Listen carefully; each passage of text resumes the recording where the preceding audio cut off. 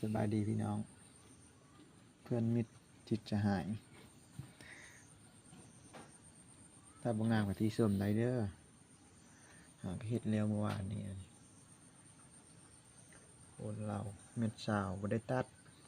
เราหนาเสียได้เราเบอร์2.5อันนี้สุดลูกเรือนเหมือนกัน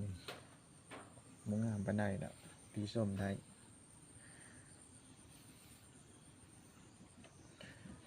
ว่าจะเอาไปลองเบิ่งบ่ได้เข้าดงเป็นทิศแหละมาให้สุกป่าแล้วมั้งไม่ดูค้างเดือลายงามนี่ต่อท้ายโดยไม่ยุ่งอย่างใดไม่ยุ่งได้เห็ดผักเปลือนลายงามไก่